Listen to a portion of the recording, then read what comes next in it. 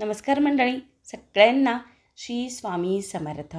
तर महाराजांच्या आशीर्वादाने सगळ्यांच्या सगळ्या इच्छा पूर्ण होत, एवढंच महाराजांच्या चरणी प्रार्थना करून व्हिडिओला सुरुवात करूया. तर सुरुवात आपल्या अंगणातल्या मोगऱ्यापासून केलेली आहे आपण आज. कारण रात्री इतक्या कळ्या होत्या मोगऱ्याच्या झाडाला आणि ते उमलताना सुवासिक असं सगळीकडे वास दरवळत होता.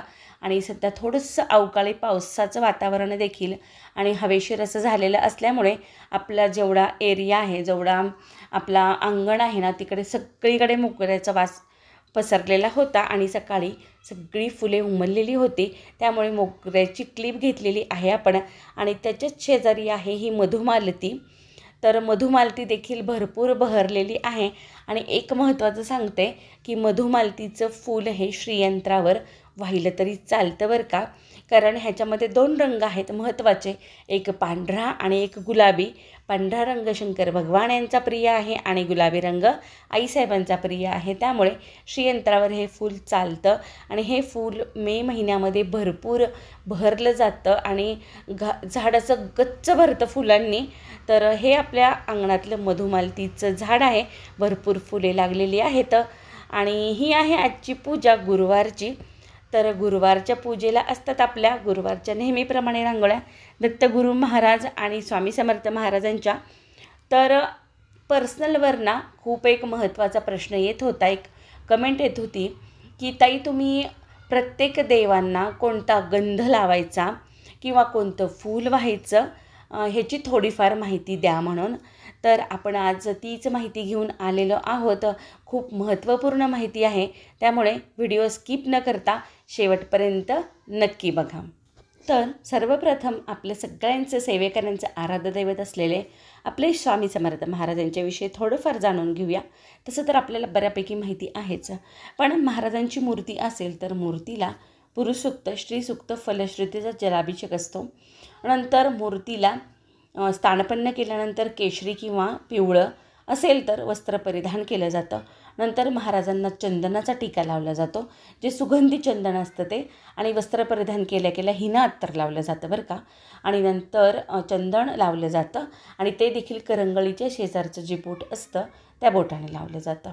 आणि चंदनाचा टीका लावल्यानंतर त्यावरती अष्टगंध लावला जातो. आणि महाराजांना शक्यतो असेल तर पिवळं फूल वाहिलं जातं, नसेल तर लाल सोडून कोणतंही फूल चालतं. महाराजांना लाल फूल चालत नाही, ते व्हायचं नाही, कारण ते स्वतः रक्तवर्ण आहेत, रक्तांग आहेत, त्यामुळं त्यांना लाल फूल चालत नाही. तर ही झाली महाराजांविषयी माहिती. आता आपण जाणून घेऊया गणपती बाप्पांबद्दल. तर गणपती बाप्पाच्या मूर्तीला रोज जमत असेल तर अथर्वशीष, श्री गणपती अथर्वशीष याचा जलाभिषेक केला जातो. नंतर गणपती स्तोत्र, गणपती मंत्र किमान 21 वेळेस तरी अभिषेकामध्ये घेतलं जातं. नंतर गणपती बाप्पांना लाल वस्त्रावर स्थानपन्न केल्यानंतर त्यांना चंदनाचा टीका लावला जातो आणि नंतर त्यावरती अष्टगंध लावला जातो. आणि बाप्पाला जर रोज अष्टगंध लावला तर घरामध्ये शांती, समृद्धी, घरातली आर्थिक परिस्थिती सुधारते. आणि जी व्यक्ती रोज गणपती बाप्पांना अष्टगंध लावते त्याच्या सगळ्या मनोकामना पूर्ण होतात अशी ख्याती आहे. आणि गणपती बाप्पांना लाल फूल प्रिय आहे आणि दुर्वा प्रिय आहे. तर जर रोज मिळत असेल, रोज अवेलेबल होत असेल तर. आणि त्याचबरोबर कापसाची जी वस्त्रमाळ असते ना, ती देखील रोजच्या रोज नवीन करून वाहिली ना, त्याचेसुद्धा फार छान फलश्रुती आहे. आता मी सांगितलेल्या गोष्टी जर तुमच्याकडे रोजच्या रोज अवेलेबल होत असतील तर अवश्य करा, नसेल तर फक्त अष्टगंधाचा टीका लावला तरीही गणपती बाप्पाला ती पूजा प्रिय आहे. आणि अनन्यभावाने जो भक्त जे अर्पण करेल ते देवाला प्रिय असतं. आणि जी सामग्री नाही मिळाली कोणती तरीही काही वाईट होत नाही, त्यामुळे काळजी न करता अगदी प्रसन्न मनाने, चांगल्या मनाने जे आपल्याकडं अवेलेबल आहे त्यांनी आपण आपल्या देवदेवतांची पूजा करू शकतो. तर आता आपल्या महाराष्ट्राचं लाडकं दैवत म्हणजे आपली विठ्ठल रुक्मिणी पांडुरंग यांच्याबद्दल थोडंसं जाणून घेऊयात. आपला पांडुरंग पंढरीमध्ये भक्तांच्या गोतावळ्यात रमलेला आहे बरं का. आणि त्याच्या ओढीनं भक्त पंढरीला येतात अबीर बुक्कात तुळशीच्या माळा घेऊन. तर असा बुक्का तुळशीपासून तयार होतो बरं का. तुळशीच्या काड्या जाळून त्याची वस्त्रगाळ करून कापूर मिश्रित तयार भुकटी म्हणजे अबीर बुक्का हा पांडुरंगाला म्हणजे विठ्ठलाला फार प्रिय आहे. आणि रोज पंढरपुरामध्ये चंदनाचा टीका लावून त्यावरती पांडुरंगाला बुक्का लावला जातो. ह्या बुक्क्याचं अनन्यसाधारण महत्त्व आहे, कारण वारकरी संप्रदायामध्ये तुळशीची माळ घातली जाते आणि ती तुळस पांडुरंगाला खूप प्रिय आहे आणि त्या तुळशीपासून तयार होणारा बुक्का देखील पांडुरंगाला प्रिय आहे. त्यामुळे आपल्या घरातल्या मूर्तीला देखील चंदनाचा टीका लावून त्यावरती बुक्का लावायचा. आणि त्यांच्यासोबत आहेत त्या रुक्माई म्हणजे रुक्मिणी, त्यांना आपण लावणार आहोत हळदी कुंकू, कारण त्या आहेत माता लक्ष्मी यांचं रूप. जसं पांडुरंग हे विष्णूचे रूप आहेत, तसं रुक्मिणी हा माता लक्ष्मीचं रूप आहेत, म्हणून त्यांना हळदी कुंकू व्हायचं आहे. आणि पांडुरंगाला फूल नसलं तरी चालेल, पण तुळशी नेहमी अर्पण करायच्या आणि माता रुक्मिणी यांना लाल फूल नेहमी अर्पण करायचं. तर तसंच आपले कृष्ण भगवान आहेत, हे देखील आपलं विष्णूचं रूप मानलं जातं. त्यामुळे त्यांना देखील बुक्काही चालतो आणि अष्टगंधही चालतो, कारण ते बालरूपामध्ये आहेत. म्हणून अष्टगंध लावला तर खूप छान, खूप चांगल्या त्याची प्रचिती येते आणि रोज अष्टगंध लावणाऱ्याच्या मनोकामना इच्छा पूर्ण होतात. विठ्ठल रुक्मिणी आणि कृष्ण भगवान यांना एकादशीच्या दिवशी जलाभिषेक, पुरुसूक्त आणि श्रीसूक्त केल्याने देखील खूप छान प्रचिती येते. त्याचं अनन्यसाधारण महत्त्व आहे बरं का. त्यामुळं 15 म्हणजे 15 दिवसात जी एकादशी येते त्यावेळी अभिषेक नक्कीच करा. आता आपण जाणून घेऊयात आपले आराध्य दैवत असलेले शंकर भगवान यांच्या सेवेविषयी. तर शंकर भगवान म्हणजे महादेवाला शिवअष्टोत्तर नामावली, शिवमहिम किंवा कालभैरवाष्टकम यांचा कोणत्याही मंत्राचा जलाभिषेक केला जातो. पार्वती माता विराजमान आहेत डाव्या बाजूला, म्हणून त्यांच्यासाठी श्रीसूक्तमचा अभिषेक केला जातो.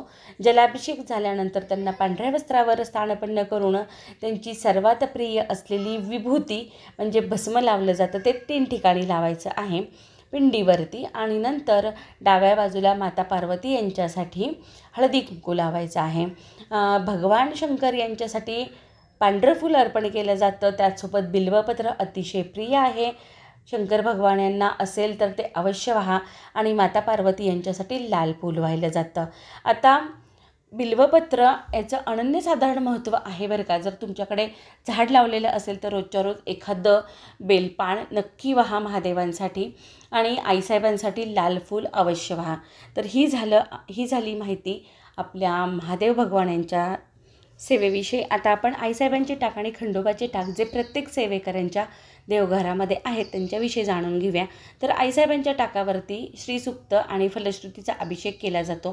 त्यांना लाल रंगाचं वस्त्र परिधान करून लाल रंगाच्या वस्त्रावर स्थानपन्न केलं जातं. आता हे सगळ्या रंगाचे वस्त्र आपल्या केंद्रामध्ये अवेलेबल आहेत, त्यामुळे ते माझ्याकडं देखील आहेत म्हणून मी माहिती सांगते.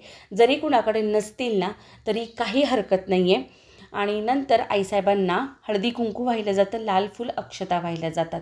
त्याचसोबत खंडोबा भगवानांना म्हणजे खंडेरायाला आपण जी महादेवाला सेवा केली, शिवमहिम, द्वादश ज्योतिर्लिंग स्तोत्र किंवा शिवअष्टोत्तर नामावली यापैकी कोणत्याही मंत्राचा जलाभिषेक केला जातो. आणि त्यांना पिवळ्या रंगाचं वस्त्र परिधान करून पिवळ्या रंगाच्या वस्त्रावरच स्थानपन्न मी करते स्वतः. नंतर खंडेराया यांना चंदनाचा टीका लावून त्यावरती मी लावते हळद आणि म्हाळसा आई यांना लावते हळदी कुंकू. तर ही झाली टाकाची सेवा. आणि खंडेरायांना पिवळं फूल आणि म्हाळसा आई यांना मी लाल फूल रोजच्या रोज अर्पण करते. आणि बिल्वपत्र पण रोजच्या रोज माझ्याकडे अवेलेबल होतं, कारण माझ्या समोरच झाडं आहे त्यामुळे.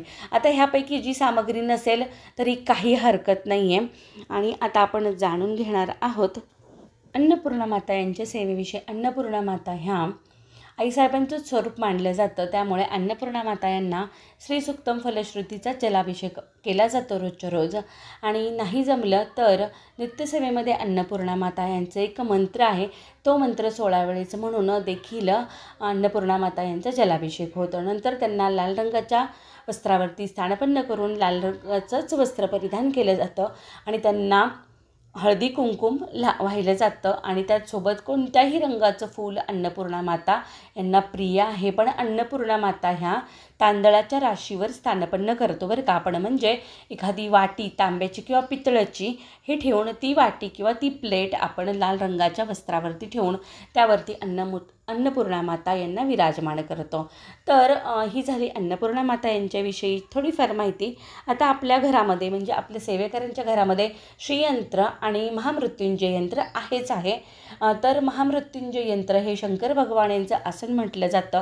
म्हणून त्यांना देखील जसं आपण महादेवाला केली अभिषेक जलाभिषेक तसाच महामृत्युंजय यंत्रावर देखील केला जातो. त्यांना देखील पांढऱ्या रंगाच्या वस्त्रावरती स्थानपन्न केलं जातं, विभूती लावली जाते आणि त्यांना 108 मण्यांची रुद्राक्षाची माळ मी रोजच्या रोज अर्पण करते. त्याचबरोबर श्रीयंत्र हे आईसाहेब म्हणजे आईसाहेबांचं आसन म्हटलं जातं. तर आईसाहेबांच्या आसनाला श्रीयंत्राला आपण रोज श्रीसुक्तम फलश्रुती आणि व्यंकटेश स्तोत्राचा अभिषेक करतो.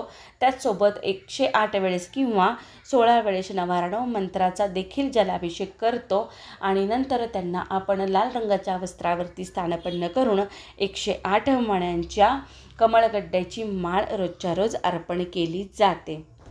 ही सर्व सेवा माझ्या घरात रोजच्या रोज केली जाते. त्यामुळे मला जितकी माहिती आहे ती माहिती प्रत्येकापर्यंत पोहोचावी हाच उद्देश आहे व्हिडिओ करण्याचा. आणि माझ्या सांगण्याने एक जरी सेवेकरी घडला तर त्याचं पुण्य पराकोटीचं आहे. त्यामुळे हा व्हिडिओ जास्तीत जास्त लोकांपर्यंत शेअर करा. आणि जे काही मला देवदेवतांना कोणते गंध लावावे, कोणतं फूल अर्पण करावं माहिती होती, मी ती सगळ्यांपर्यंत पोहोचवायचा प्रयत्न केला आहे. काही राहिलं असेल तर मनापासून क्षमा करा, काही चुकलं असेल तरीही क्षमा करा. आणि केलेली जी काही सेवा आहे महाराजांच्या चरणी रुजू करते आणि सगळ्यांचा निरोप घेते. व्हिडिओ कसा वाटला कमेंट करून नक्की सांगा आणि सबस्क्राईब केलं नसेल तर नक्की करा. आपण रोज छान छान व्हिडिओ घेऊन येत असतो आणि हा व्हिडिओ जास्तीत जास्त लोकांपर्यंत शेअर देखील करा. आणि परत भेटू नवीन व्हिडिओसोबत. तोपर्यंत सगळ्यांना मनापासून श्री स्वामी समर्थ.